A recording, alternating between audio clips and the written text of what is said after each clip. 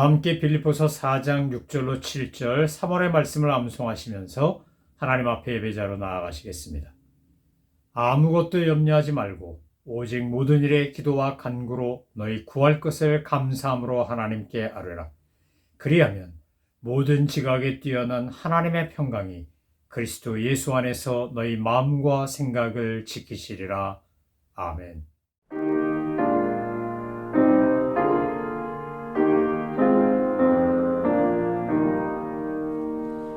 겸손히 주를 섬길 때 괴로운 일이 많으나 구주 영에게 힘주사 잘 감당하게 하소서. 인자한 말을 가지고 사람을 강화시키며 갈 길을 잃은 무리를 잘 인도하게 하소서. 구주의 귀한 인내를 깨달아 알게 하시고 굳건한 믿음 주셔서 늘 승리하게 하소서. 장래의 영광 비추사 소망이 되게 하시며 구주와 함께 살면서 참 평강 얻게 하소서.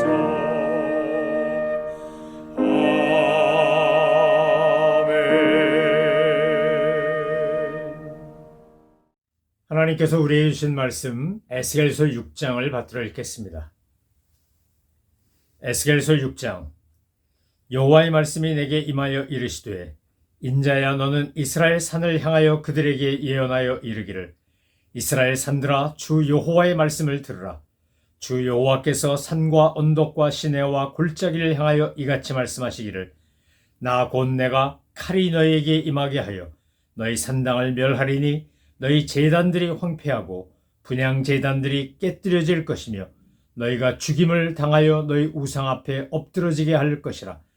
이스라엘 자손의 시체를 그 우상 앞에 두며 너희 해골을 너희 제단 사방에 흩으리라.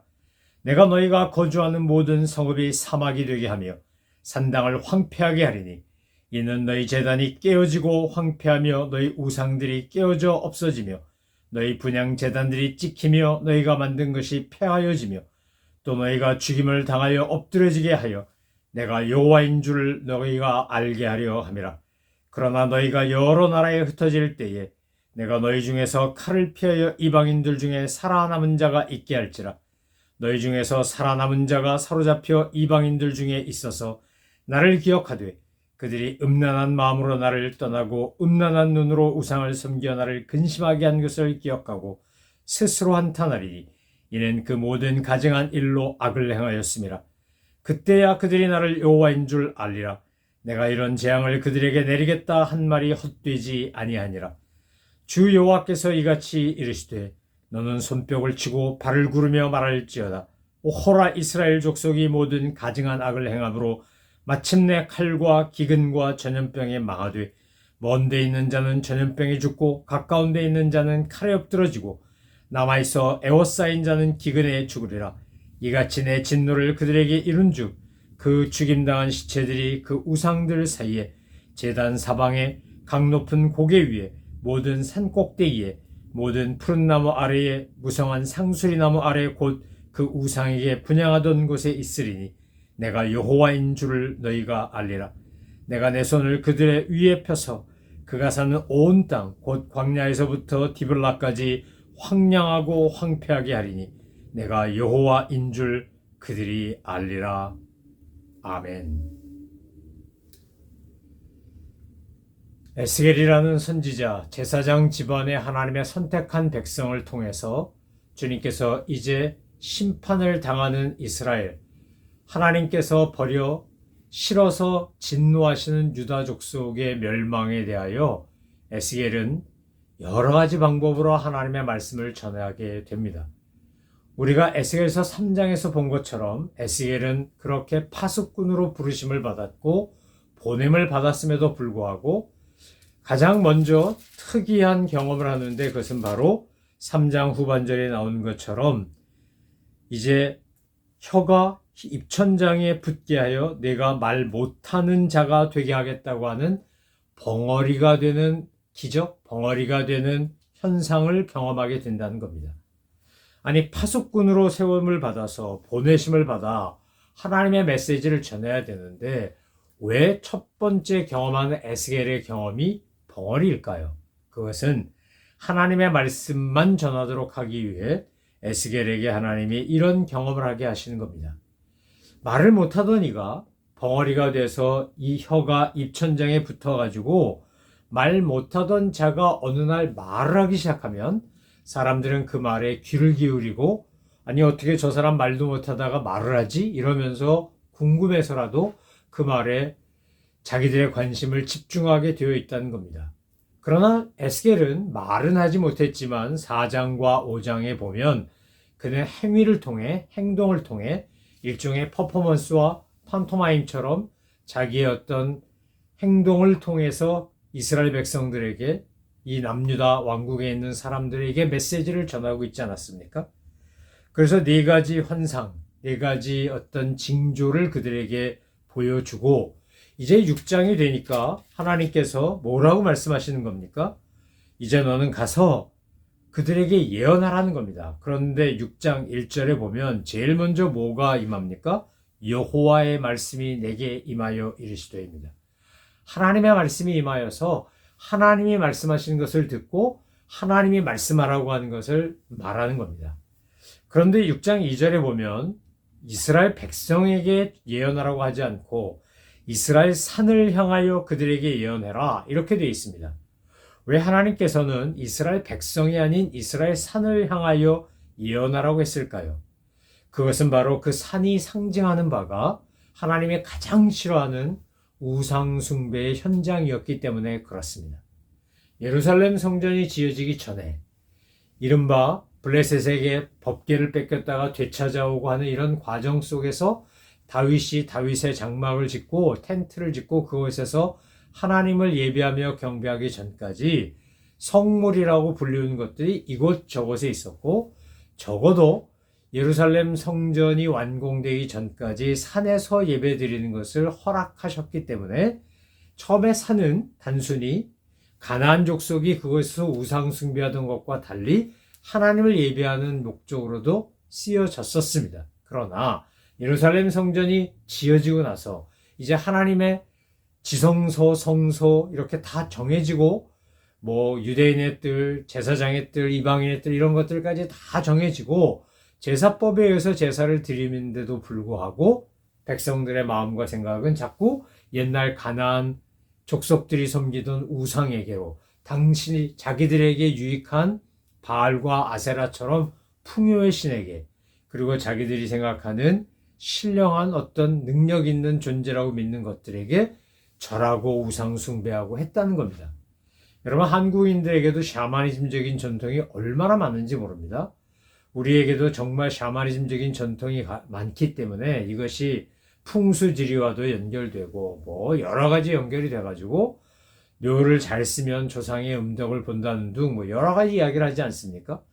손 있는 날, 발 있는 날 별게 다 있고 심지어 사주팔자도 보고 모두 하고 다 그럽니다. 정말 그리스도인에게는 이런 거 다 필요 없습니다. 왜냐하면 진짜 믿음을 가지고 사는 사람에게는 미신이 됐건 풍습이 됐건 전통이 됐건 이거 다 하나님의 통치 아래에 있는 것이고 하나님의 주관 아래에 있는 것이니까 하나님이 내게 복을 주시면 뭐 조상묘를 잘 썼든 못 썼든 뭐 그 자리가 명당이든 아니든 아무 상관이 없는 겁니다. 요즘 대한민국에서 파묘라고 하는 이장하기 위해서 묘를 파는 것을 파묘라 그러는데, 이 파묘라는 영화가 굉장한 인기가 있답니다. 물론 거기에는 샤머니즘적인 요소도 있지만 사실 항일에 대한, 반일에 대한 그 정신이 들어가 있기 때문에 더 많은 사람들에게 관심을 끌고 있을 겁니다. 이른바 한국식 오컬트라 그래가지고 이게 무슨 공포 영화도 아니고 그렇다고 괴기 영화도 아니고 SF도 아닌 아주 묘한 장르의 한 부분이 오컬트라고 하는 건데, 그 오컬트 영화의 한국 최고의 거장이라고 할 수 있는, 전문가라고 할 수 있는 감독이 그런 작품들을 시리즈로 만들었는데, 요번에 그 파묘가 가장 많은 인기가 있다고 합니다. 아마 일본과의 오래된 묵은 감정, 또 우리가 반일 또는 항일이라고 하는 것 때문에 갖고 있는 그런 정서, 민족 정서를 건드렸기 때문에 더 많은 사람들이 보는 것 같습니다. 또 동시에 그곳에는 샤머니즘적인 요소도 많이 들어가 있습니다. 한국인의 정서 속에 있는 샤머니즘과 어느 정도 일맥상통했다고도 할 수 있을 겁니다. 당시 유대인들도 그랬습니다. 그들이 분명히 하나님께서 신명기에 말씀하시기를 모세를 통해, 모세가 유언처럼 설교한 내용이 뭡니까? 하나님께서 내게 지시하여 너에게 주시고자 하는 땅, 젖과 꿀이는 땅에 너가 들어가거든 그 가나안 족속이 섬기던 우상을 다 회파해버리고 파괴하고 진멸하고 너희는 그들이 섬기던 우상을 섬기지 말라고 분명히 경고하지 않았습니까?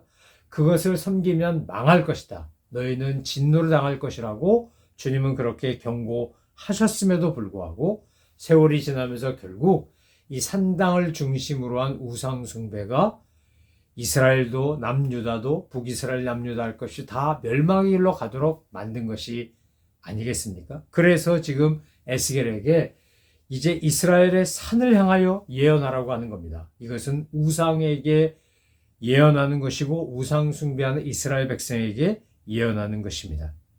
그래서 3절 이하에 보니까 이스라엘 산들아 주 여호와의 말씀을 들으라 이러면서 하나님의 말씀을 대언합니다. 6장에 보면 에스겔을 통해서 하나님이 이스라엘 백성들에게 선포한 메시지의 첫 번째는 심판의 메시지였습니다. 범죄하면, 하나님 앞에 악을 행하고 죄를 행하면, 사람들에게 해를 끼치면 하나님은 반드시 그것을 기억하시고 심판하시는 분입니다. 우리가 주님 앞에 상 받을 것도 벌 받을 것도 우리의 말과 생각과 행동에서 비롯되는 것입니다. 그래서 오늘 보니까 이제 너희 산당을 멸하고 제단을 황폐하게 하고 분향 제단들을 다 깨버리고 그리고 죽임을 당하고 너희 우상 앞에 엎드려지게 하겠다. 주님께서 아주 무서운 심판의 경고를 하십니다.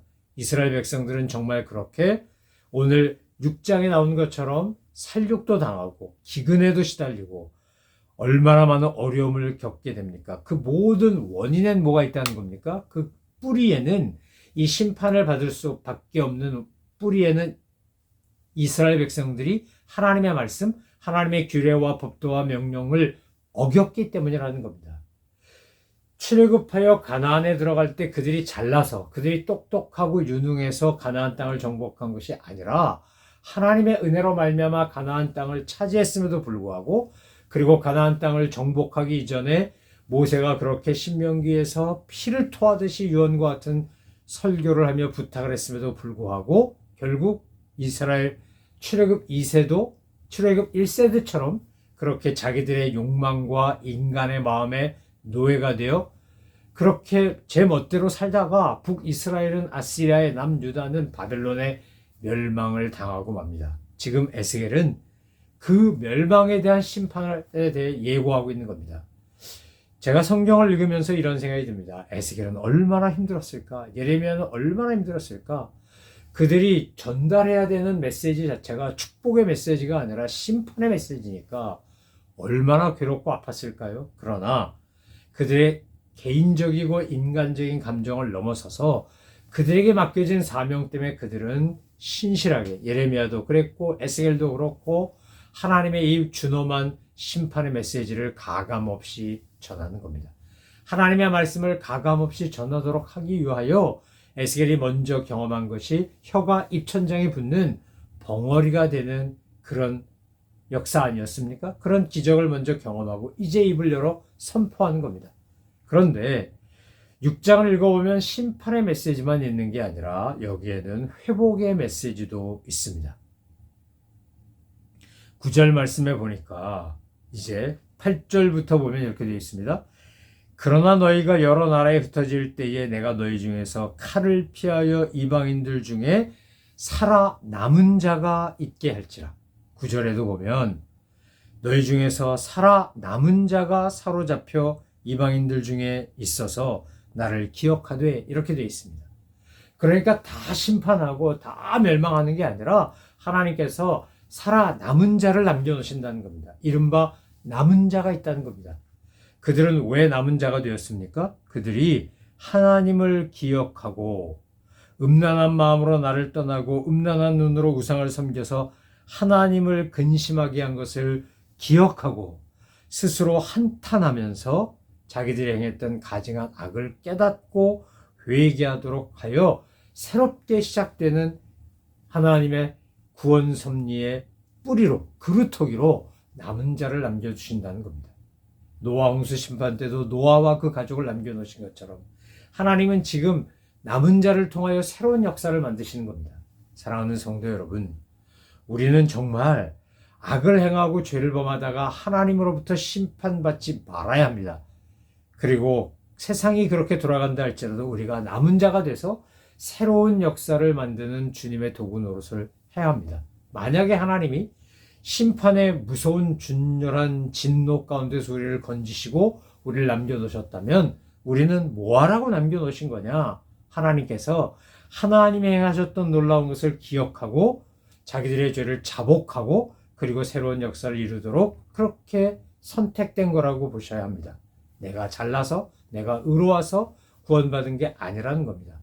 바라기는 우리 모두가 이 에스겔서에 나오는 심판의 대상이 아니라 하나님께서 우리에게 주시는 복의 대상이 되기를 소망합니다. 그러기 위하여 우리는 에스겔서 6장을 통해서 하나님의 말씀을 거부하고 우상을 숭배하고 악을 숭상하고 죄를 짓는 것이 얼마나 끔찍한 결과를 가지고 올 수 있는지를 생생히 보고 깨닫고 마음에 새기셔야 합니다. 그리고 우린 절대로 악의 길, 그 죄의 길로 가지 말고 의의 길, 믿음의 길로 가야 합니다. 오늘 주님께서는 에스겔을 통하여 거듭거듭 강조하시는 게 뭡니까? 기억하고 하나님을 하나님이신 줄 알라라는 겁니다. 자, 11절에도 보면 그때야 그들이 나를 여호와인 줄 알리라. 하나님께서 이렇게 심판을 하시고 무서운 징계를 하신 가운데 이제 남은 자들이 비로소 깨닫고 기억하며 감사한 게 뭡니까? 아, 우리에게 이 모든 은혜를 베풀어 주신 분이 하나님이셨구나. 그래서 하나님의 하나님 되심을 알게 된다는 겁니다. 그 이후에도 뭐라고 되어 있습니까? 13절에도 내가 여호와인 줄 너희가 알리라. 14절에도 내가 여호와인 줄 그들이 알리라. 이래서 하나님께서 심판하시는 목적이 백성들을 깨닫고 하나님의 하나님 되심을 알게 하려고 한다는 겁니다. 여러분, 이게 얼마나 중요한 건지 모릅니다. 왜냐하면 우리가 하나님을 하나님으로 알고 살면 우리는 심판의 일을 죄를 지으라고 해도 지을 수가 없습니다. 아니, 안 짓습니다. 왜 그렇습니까? 하나님을 하나님으로 알기 때문인 겁니다. 그런데 시편 14편 53편에 나오는 것처럼 어리석은 자들은 뭐라 그럽니까? 그 마음에 이르기를 하나님이 없다 하도다. 하나님이 없다고 생각하는 사람들, 하나님을 하나님으로 알지 못하는 사람들은 뭐라고 삽니까? 죄 짓고 악한 일하고 나쁜 짓하고 그러다가 멸망받는 겁니다. 사랑하는 성도 여러분, 여호와께서는 우상 숭배를 심판하십니다. 왜요? 우상을 섬기면서 하나님을 버리기 때문입니다. 현대판 우상은 물질도 되고 쾌락도 되고 자기 만족도 되고 개인의 행복도 되고 정말 많은 것이 우리의 삶의 우상으로 있을 수 있습니다. 내 부모님, 내 자녀, 명예, 권력, 어떤 것이든지 하나님의 자리에다가 그것을 갖다 놓게 되면 크게 우상입니다. 주님은 결코 우상 숭배를 묵과하는 분이 아닙니다. 그리고 우상을 숭배하면 어떻게 되는 겁니까? 우상의 노예가 됩니다. 그런데 하나님을 섬기면 어떻게 됩니까? 하나님의 자녀가 됩니다. 하나님께서 주시는 은혜와 복을 누리며 살게 됩니다. 사랑하는 성도 여러분, 이 악한 세대를 우리가 삽니다. 지금 전 세계를 바라보고 있으면 얼마나 문제가 많습니까? 정말 머리가 터질 것처럼 머리가 아픈 그런 문제들이 날마다 곳곳에서 일어나고 있습니다. 그런데 그 중에서 그 많고 많은 사람들 중에서 주님은 우리를 자녀로 삼아 주셨고 택해 주셨고 우리를 통해서 하나님의 이름이 높임을 받기 원하신다는 겁니다. 이 시대의 남은 자가 되어 하나님을 기억하고 하나님을 하나님으로 알고 하나님께 합당한 예배와 경배를 돌려드리며 선한 행위로 하나님께 예배하는, 경배하는 우리 모든 믿음의 식구가 되어 주님의 칭찬과 인정을 받는 우리 주님의 귀한 자녀들 되시기를 소망하며 축원합니다. 기도하겠습니다. 하나님 아버지, 에스겔은 예언자로서 하나님의 사명자로서 파수꾼으로서 이스라엘 백성들에게 심판의 경고의 메시지와 하나님의 놀라운 사랑과 구원의 메시지를 동시에 전했습니다. 그러나 그들이 하나님을 잃어버리고 잊어버리고 망각하고 그들이 우상 숭배할 때 이스라엘 백성들 유다 족속이 멸망한 것처럼 하나님, 저희들도 하나님의 은혜를 망각하고 잊어버리고 잃어버리고 그리고 하나님의 하나님 되심을 무시하고 하나님이 없다고 생각하는 사람들처럼 살면 우리에게도 심판이 반드시 올 수밖에 없다는 것을 알게 하시고 날마다 주님 말씀 붙잡고 주님과 함께 말씀과 함께 믿음으로 승리하여 주 앞에 서는 날 착하고 충성된 종이라 칭찬받는 우리 모든 믿음의 식구들 되게 하여 주옵소서. 감사드리며 예수 그리스도의 이름으로 기도 올려옵나이다. 아멘. 하늘에 계신 우리 아버지, 아버지의 이름을 거룩하게 하시며 아버지의 나라가 오게 하시며 아버지의 뜻이 하늘에서와 같이 땅에서도 이루어지게 하소서. 오늘 우리에게 일용할 양식을 주시고 우리가 우리에게 잘못한 사람을 용서하여 준 것 같이 우리 죄를 용서하여 주시고 우리를 시험에 빠지지 않게 하시고 악에서 구하소서. 나라와 권능과 영광이 영원히 아버지의 것입니다. 아멘.